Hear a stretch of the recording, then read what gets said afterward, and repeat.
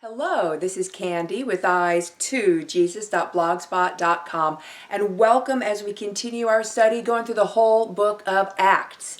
Today we are up to Acts chapter 7. Now, in the last video for Acts chapter 6, I talked about how the Acts chapter 7 video is going to be long, and yeah, too long. So the Acts chapter 7 video, I have decided I'm going to break up into 3 videos. So this video is going to be Acts chapter 7 part 1. And it's not just because it's a long chapter, but also because there is so much information and valuable nuggets of truth in this chapter that we really want to mine out and take a look at, that it's worth the time to go ahead and do this chapter in 3 parts.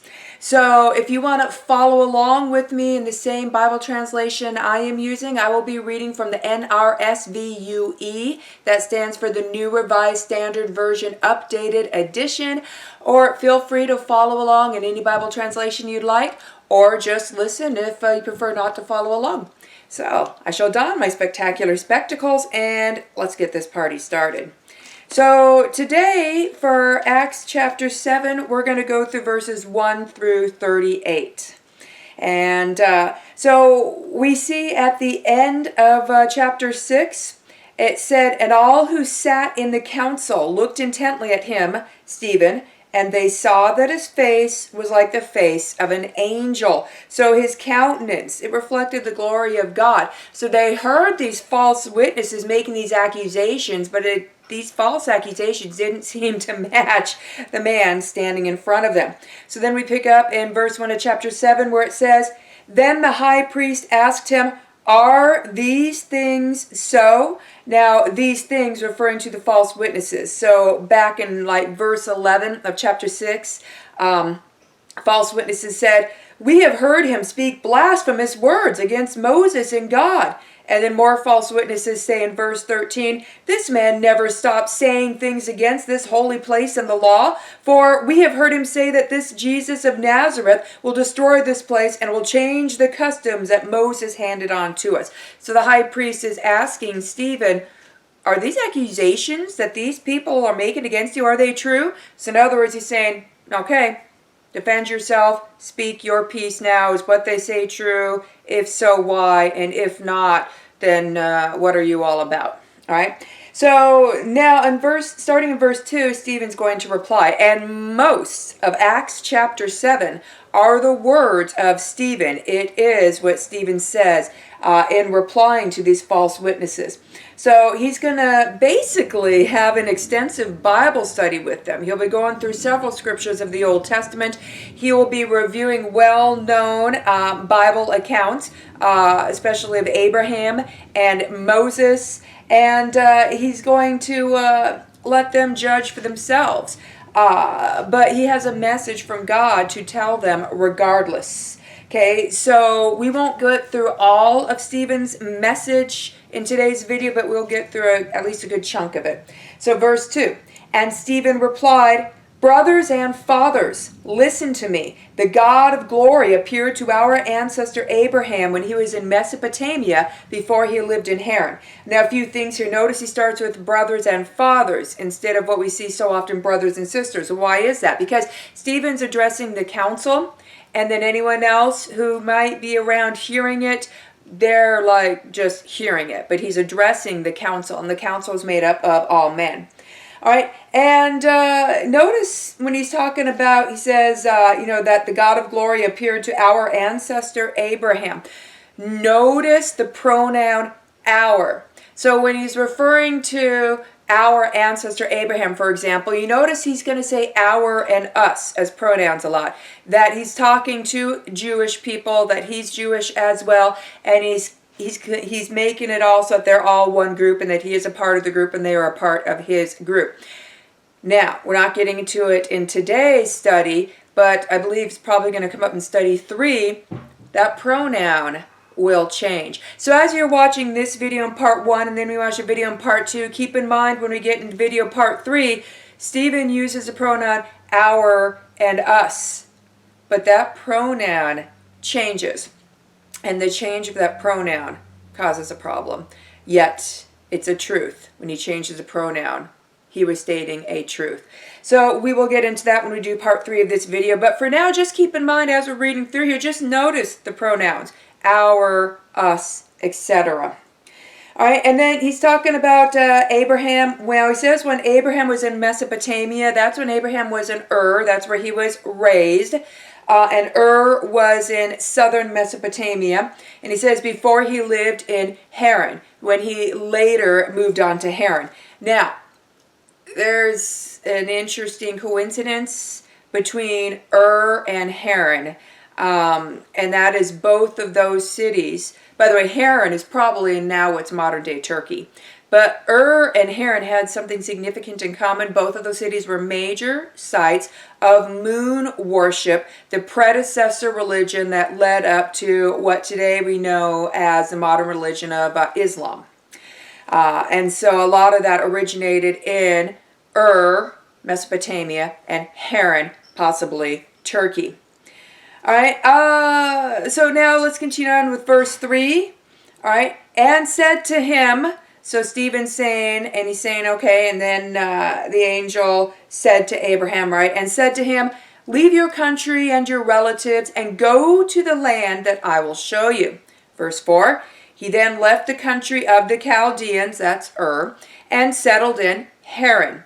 After his father died, God had him move from there to this country in which you are now living. Remember, he's addressing the Jews here. Verse 5, he did not give him any of it as a heritage, not even a foot's length, but promised to give it to him as his possession and to his descendants after him, even though he had no child. So there we see, well, if you're promising this as an inheritance to my descendants and I don't have any children, then clearly there is a child being promised here. And of course, if we know our Old Testament, or even as we keep reading this chapter, that promised child is Isaac. Verse 6, and God spoke in these terms, that his descendants would be resident aliens, that's strangers, in a country belonging to others, who would enslave them and mistreat them during 400 years. People like to call contradiction here, because we have some places in the Bible where it says that they were in Egypt for 400 years, and then we have some places in the Bible that says they were in Egypt for 430 years. Is this a contradiction? No. There's two ways this can be looked at. One is often when you have an uneven number of amount of time or years or quantity, if detail isn't important, then you might give a rounded number. So then sometimes you would just round the number and say 400. However, though, notice it says during these 400 years that they were strangers. And then we know towards the end of those 400 years, then they actually became slaves. So this could also be, yeah, they were in Egypt for 430 years, but it was after 30 years that they became more and more strangers to Egypt. Therefore, they were there for 430 years, but they were strangers for 400 of those years. So continuing on with verse 7. But I will judge the people whom they serve, said God, and after that they shall come out and worship me in this place. Then he gave him the covenant of circumcision, and so Abraham became the father of Isaac, and circumcised him on the 8th day. And Isaac did likewise to Jacob, and Jacob to the 12 patriarchs. The 12 patriarchs being the beginning of the 12 tribes of Israel. Notice there's no mention of Ishmael here, because Isaac was the promised child. And it was through Isaac that we got Jacob, and it was through Jacob that we got the 12 tribes of Israel. Verse 9. The patriarchs, jealous of Joseph, sold him into Egypt.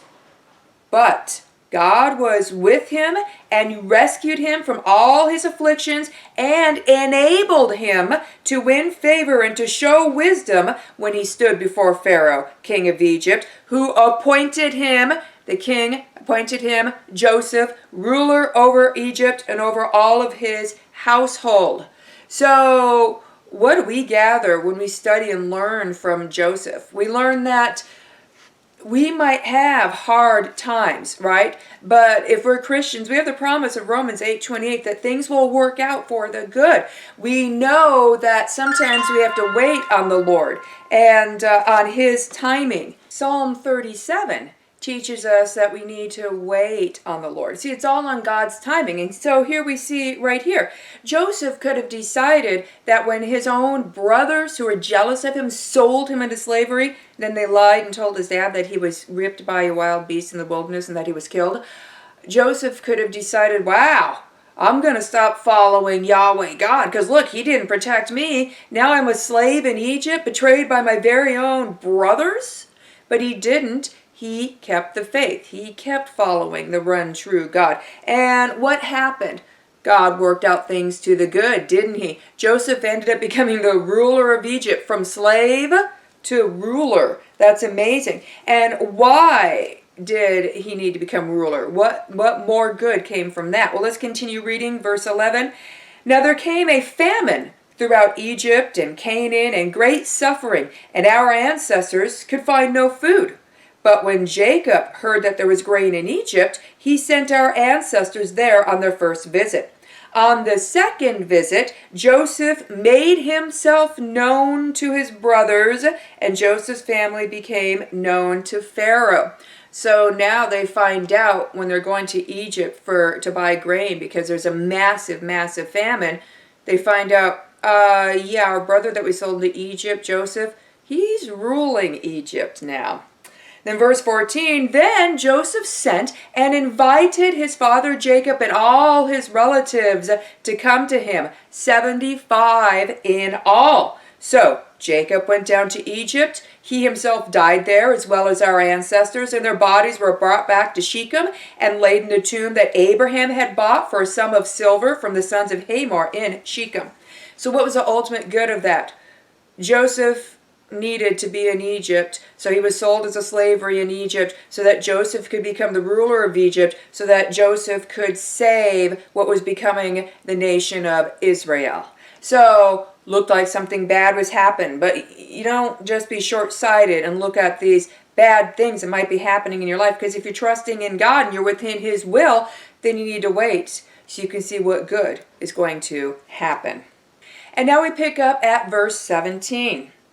But as the time drew near for the fulfillment of the promise that God had made to Abraham, our people in Egypt increased and multiplied until another king who had not known Joseph ruled over Egypt. He dealt craftily with our people and forced our ancestors to abandon their infants so that they would die. So now Stephen's up to talking them through the book of Exodus now. Verse 20. At this time, Moses was born, and he was beautiful before God. For 3 months, he was brought up in his father's house. And when he was abandoned, Pharaoh's daughter adopted him and brought him up as her own son. So you need remember, Stephen is just giving a summary. He's not giving the story details. There's a lot more detail to Moses being abandoned, but Stephen is just summarizing it. Okay, verse 22. So Moses was instructed in all the wisdom of the Egyptians and was powerful in his words and deeds. And that's important because Moses would end up being chosen by God to interface with the Egyptians to negotiate on the Israelites being set free. Verse 23. When he was 40 years old, it came into his heart to visit his kinfolk, the Israelites. When he saw one of them being wronged, he defended the oppressed man and avenged him by striking down the Egyptian. As we read in the Exodus account, the striking down was he killed the Egyptian. Was that right? No, that was not right. So here we have a man called and chosen by God who was a murderer, because God will forgive any who come to him, who truly come to him. Verse 25, Moses supposed that his kinfolk would understand that God through him was rescuing them, but they did not understand. Not that was not the excuse for him killing the Egyptian. He thought that his kinfolk would see him as their deliverer, because that's what God called him to do.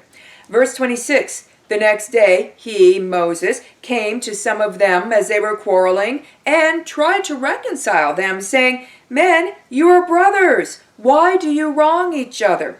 But the man who was wronging his neighbor pushed Moses aside, saying, Who made you a ruler and judge over us? Do you want to kill me as you killed the Egyptian yesterday? So that damaged Moses' witness. He probably would have had more leeway of speaking to that person had he not committed that murder.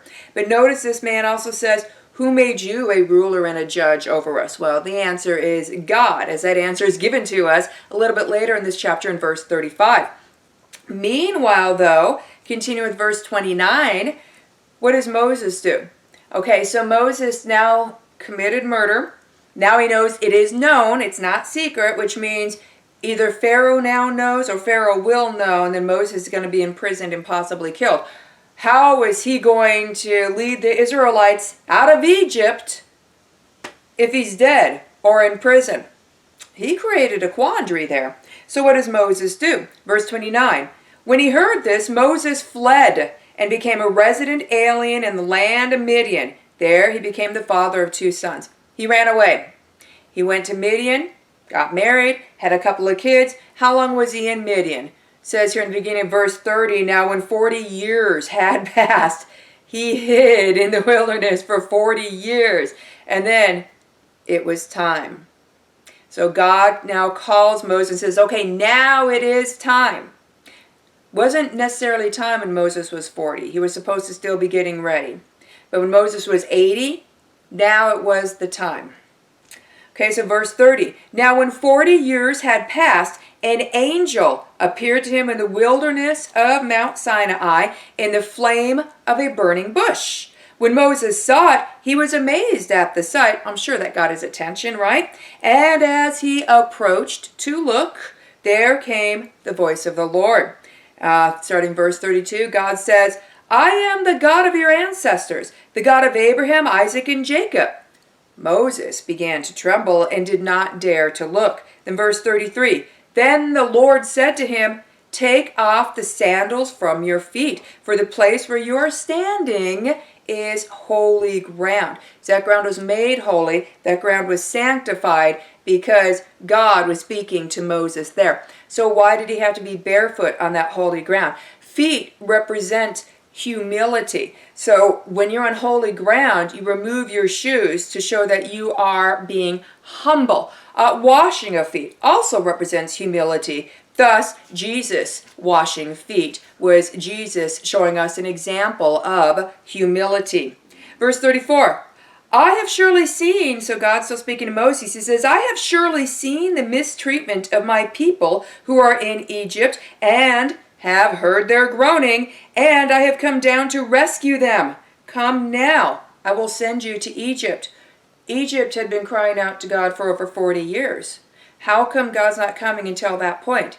Because God sees the whole timeline. He knows that's the point on the timeline to bring them out of Egypt. That's what's going to bring the most good to them or to peoples around them too as well.